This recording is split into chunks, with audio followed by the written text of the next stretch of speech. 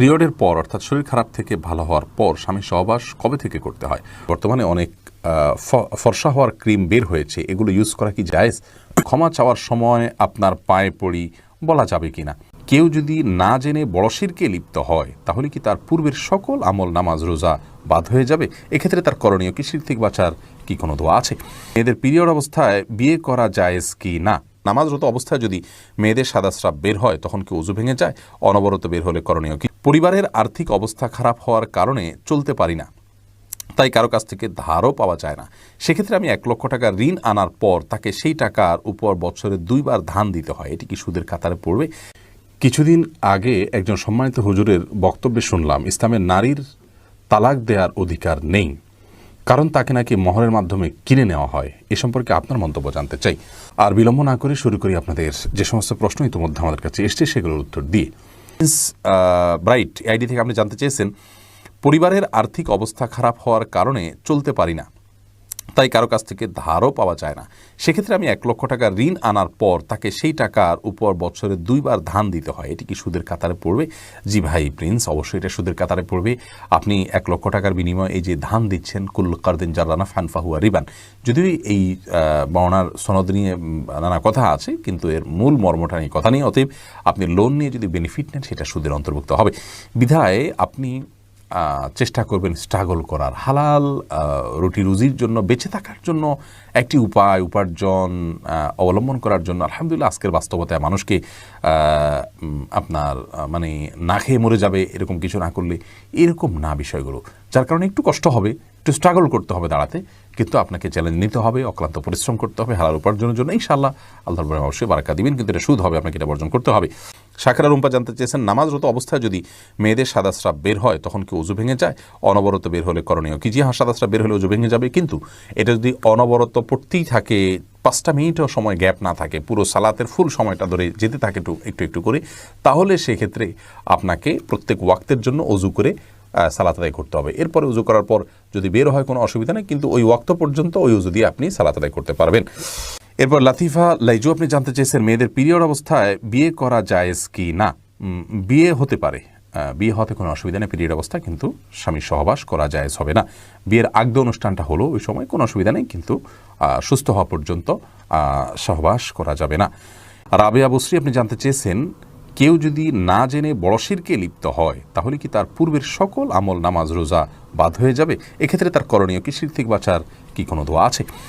বোন রাবেয়া, শিরকে যদি লিপ্ত হন, বড় শিরকে, তাহলে তার পূর্বের সমস্ত আমল বরবাদ হবে। আল্লাহ রাব্বুল আলামিন কোরআনে কারিমে বলেছেন তার রাসূল সাল্লাল্লাহু আলাইহি সাল্লামকে যে ওয়ালাকাদ উহিয়া ইলাইকা ওয়া ইলাল্লাযিনা মিন ক্বাবলিক, হে রাসূল আপনার প্রতি এবং আপনার পূর্বে আগমনকারী সকল নবী রাসূলদের প্রতি ওহী নাযিল করা হয়েছে, লাইন আশরাকতা লা ইয়াহবাতান্না আমালুক, এই মর্মে যে আপনি যদি নিজেও শিরকে লিপ্ত হন আপনার সমস্ত আমল বরবাদ হয়ে যাবে। এজন্য শিরকে আকবরে লিপ্ত হলে, বড় শিরকে লিপ্ত হলে সমস্ত আমল বরবাদ হয়ে যাবে। তবে শিরকে আকবরে লিপ্ত হয়ে যদি কেউ তওবা করে ফেলেন না বুঝে লিপ্ত হওয়ার কারণে, আশা করা যায় আল্লাহ রাব্বুল আলামিন অবশ্যই ক্ষমা করবেন, আল্লাহ তাআলা ক্ষমা করবেন, ওয়াদা করেছেন, বিধায় ক্ষমা হবে, এতে কোনো সন্দেহ নাই। পূর্বের আমলগুলো নষ্ট হয়ে যাবে কিনা, নাকি রিপ্লেস হবে, নাকি সেগুলো থাকবে তওবা করলে, সে বিষয়টি আসলে কোনো আয়াত থেকে আমরা পরিষ্কারভাবে বুঝতে পারি না। তবে আশা রাখতে পারি আল্লাহ রাব্বুল আলামিন তার পূর্বের আমলগুলো যদি সে তওবা করেন জীবদ্দশায়, হয়তো আল্লাহ তাআলা সেগুলো বহাল রাখবেন। বাকি তওবা কবুল হবে, এতে কোনো সন্দেহ নেই। আর শিরক থেকে বাঁচার দোয়া হলো, আল্লাহুম্মা ইন্নী আউযু বিকা আন উশরিকা বিকা ওয়া আনা আ'লাম ওয়া আস্তাগফিরুকা লিমা লা আ'লাম। আল্লাহুম্মা ইন্নী আউযু বিকা আন উশরিকা বিকা ওয়া আনা আ'লাম ওয়া আস্তাগফিরুকা লিমা লা আ'লাম। হে আল্লাহ, আপনার কাছে আমি আশ্রয় চাই এই মর্মে যে আমার জ্ঞাতসারে বা অজ্ঞাতসারে কোনো শিরক হওয়া থেকে যেন আমি বেঁচে থাকতে পারি, আপনি আমাকে আশ্রয় দান করুন। আল্লাহর কাছে এই মর্মে আপনি দোয়া করবেন। এই দোয়াটি কোনো কোনো বর্ণায় আবু হুরায়রা রাদিয়াল্লাহু তাআলা আনহুকে নবী সাল্লাল্লাহু আলাইহি ওয়াসাল্লাম শিক্ষা দিয়েছেন, বর্ণিত হয়েছে। তবে এই হাদিসের মান আমার যাচাই করার সুযোগ হয়নি, কিন্তু দোয়ার অর্থের ভিতরে কোনো খারাপ কিছু নেই। অতএব সুন্নাহ মনে করা ছাড়াও আপনি এই দোয়া পড়তে পারেন, কোনো সমস্যা নেই। সিরাজা মনিরা বোন আপনি জানতে চেয়েছেন, ক্ষমা চাওয়ার সময় আপনার পায়ে পড়ি বলা যাবে কিনা? বলা যেতে পারে, এটা কথার কথা। আর পা ধরে যদি ক্ষমা চাওয়া হয় তাহলে এটাকে সিজদার সাথে সাদৃশ্যপূর্ণ বলা যায় না, বরং ক্ষমা চাওয়ার অ্যাপ্রোচটা, আমি যে তার কাছে দুঃখ প্রকাশ করছি, এটা কীভাবে প্রকাশ করব? এক এক অঞ্চলে মানুষের এটার ভাব প্রকাশের সংস্কৃতি সম্পূর্ণ ভিন্ন।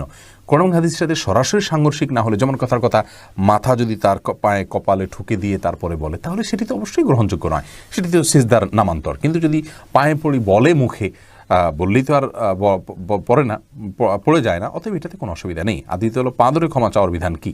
হ্যাঁ, পাটা ধরে ক্ষমা চাওয়ার মানে হলো দাঁড়ানো অবস্থাতে তার মাথা ঝুঁকেছে এমন না, জাস্ট বসা অবস্থায় হতে পারে, পা ধরেছে, তার মানে তার কাছে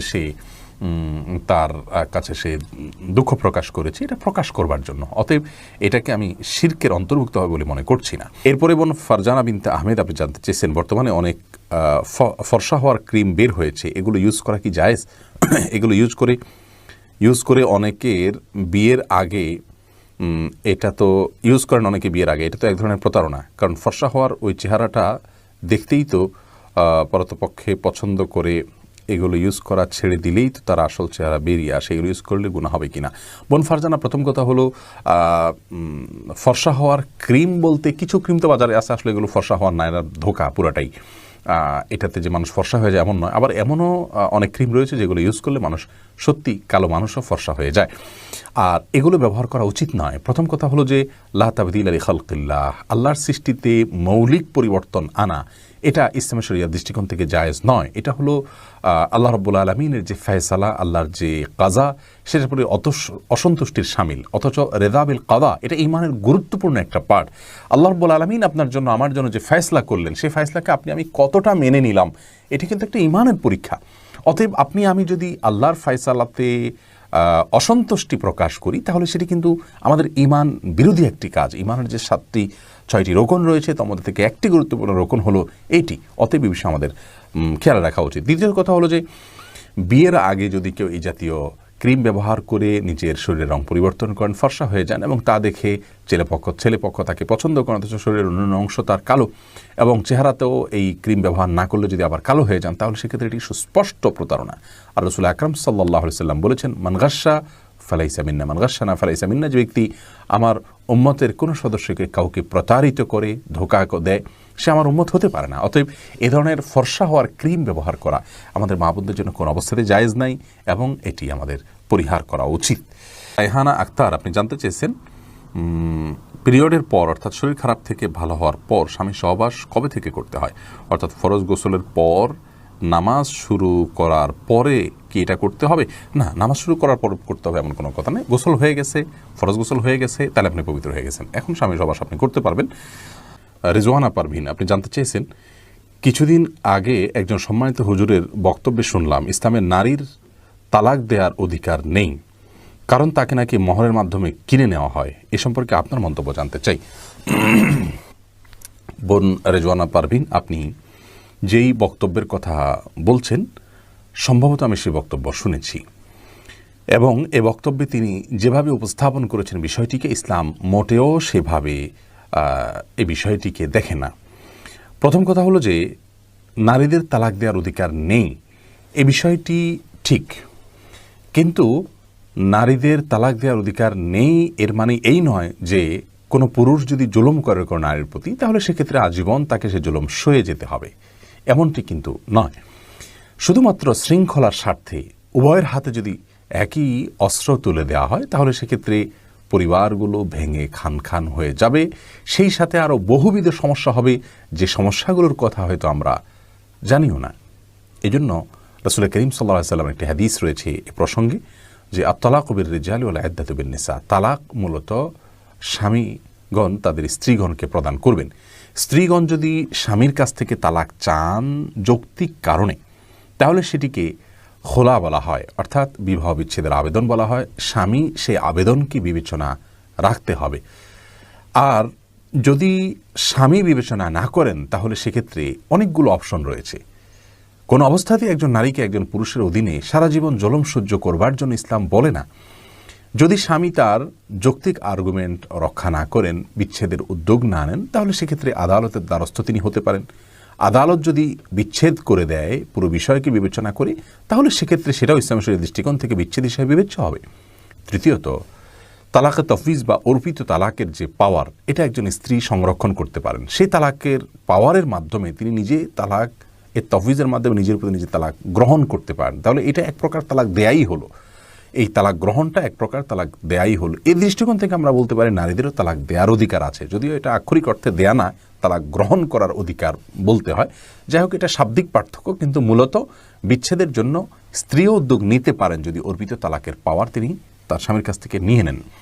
আমাদের দেশের প্রচলিত মুসলিম পারিবারিক আইন এবং বিবাহের যে কাবিননামা আছে সেখানে 18 নম্বর কলামে অর্পিত তালাকের যে বিধান রয়েছে, সাধারণত বিবাহের পর নিবন্ধনের সময় স্বামী স্ত্রী উভয় স্বাক্ষর করে থাকেন। তার মানে স্বামীর পক্ষ থেকে স্ত্রীকে পাওয়ার দেয়া হয়। অতএব বিশেষ যে শর্তগুলো আছে সেই শর্তগুলোর কোনোটি পাওয়া গেলে অবশ্যই তার স্ত্রীর জন্য